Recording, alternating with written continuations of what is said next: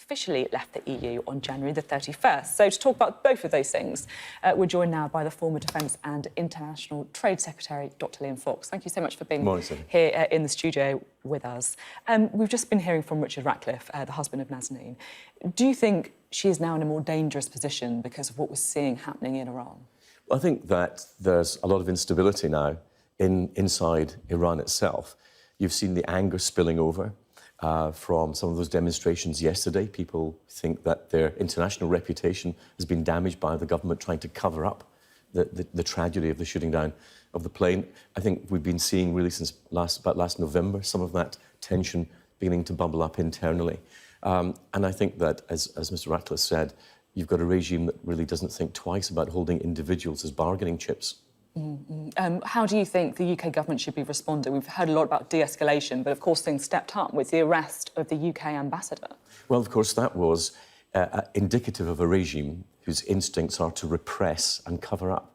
But at the same time, they're having to deal with the realities of international law. It's illegal to arrest a diplomat. And of course, with the investigation ongoing about the crash, it was impossible to cover up there. So you've got these two things going on at the same time. I just hope that what we have at the moment gives a moment for both sides to think the best way forward for everybody is to get back into some sort of negotiated settlement. But the Prime Minister and the Foreign Secretary are right to say we need to de-escalate. We've got to find a diplomatic way through all of this because the alternative would be further loss of human life. Do you think Donald Trump is making the world a safer or more dangerous place? Well, the President of the United States has a responsibility to protect his own people. And America is able to, and has a right to respond in self-defence. And the point I was making the other day was, you know, that General Soleimani carried out a lot of these things, the proxy wars in the Yemen, the support of the Assad regime, support of Hezbollah, who themselves support the international drug trade, while he was part of this regime. And this is a dangerous position. If on top of that there was an imminent risk to American military personnel or diplomats, the US has a right to respond to that. The other debate, of course, when you were talking there about Iran and their instinct to cover things up, do you think it's credible that Iran are claiming that they simply mistook this aircraft, this passenger jet carrying 176 people for a missile? Is that credible? I think it's always possible to have human error. If you remember with the very unfortunate tragic shooting down of the Iranian aircraft by the American military, again, that was a human error rather than policy. So I think we have to accept that that is a possibility and try to move on from there. OK.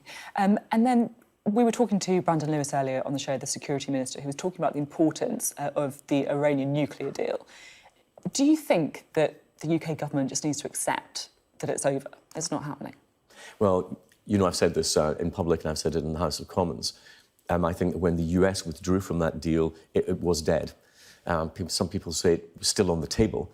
Believe me, I've spent enough time as a doctor to know that just because you're on the table doesn't mean you're going to get off successfully. I think that we need to look at a wider deal. Remember, before the Iranian nuclear deal, the Iranians wanted what they called the grand bargain, that looked at wider issues, regional issues.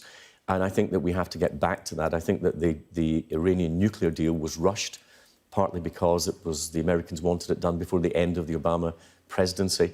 I think we need now to look at the wider picture, what's happening in the region with Iran, what's happening with the other Gulf allies that we have there, what's happening with Israel. How do we get a wider and more regional settlement? OK, now I want to talk about the speech that you're giving this week. It's all about global Britain. Can you just explain what it is you're going to be talking about? Well, it's first of two speeches, really. The first is, and this one is about how we organise Whitehall and how we organise the civil service. I think it's a real opportunity for us with a new role for Britain outside the EU and with new functions, including trade, in a world that's changing very rapidly, to look at how we organise Whitehall and our structures of government, and also the role of the civil service post-Brexit, and see whether they need to be changed. My own view is that we need to be looking at countries like France and Sweden as examples of where you can get some political appointees in the civil service to enable the government to put forward its agenda and carry forward its agenda more quickly and more certainly. Do you think part of the issue with the civil service is that many people there were opposed to Brexit? It's an argument you made before. Well, I think that was an institutional resistance. Of course, it's impossible for any of us to know how much of that was an inherent resistance in the civil service and how much they were being egged on by some of my former colleagues who didn't want Brexit to happen either. But nonetheless, it's very clear, I think, that even when you look at other Westminster-based systems like Canada or Australia, those governments tend to have more influence in the implementation of policy than we do in the UK. You also want to see the Foreign Office and the Department for International Development merged. Is there not a risk then that the aid budget is effectively used for political purposes? You know, how the aid budget is used is set out in a number of agreements and, of course, in our own legislation. But what I think it would do is I think it would give us a chance to have a single foreign policy, because if you go to Africa, for example, you'll find that they have a bit more interest in talking to DFID than they have the Foreign Office, because DFID has the money. I think bringing them two together makes a lot of sense, could be synergistic. And also, if you are represented by two cabinet ministers instead of one, you get a counterbalance to the Treasury, which might not be a bad thing in Whitehall. Two for the price of one. Now, of course, you used to be the International Trade Secretary. Boris Johnson says he wants to have a full trade deal signed off with the EU by the end of the year. Is that achievable, really? It's achievable. The questions are not going to lie around issues of tariffs or quotas, which you would normally get in a trade negotiation. That's normally what takes up a lot of time. It will really be around the regulatory issues. It'll be about access to the single market. What's clear is that we will be outside the single market, therefore you can't have what's called frictionless trade.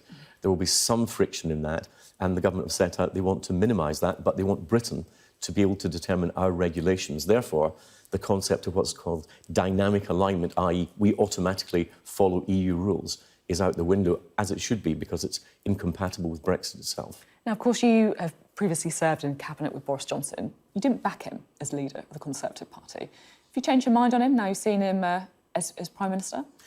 Well, I think that what he's done is to deliver for the Conservative Party in a way that some people doubted. A huge majority for us, which has given us a moment in politics, a little bit like Mrs Thatcher's win in 1979. Well, I think I, like many people, underestimated the sheer power he would have in attracting voters.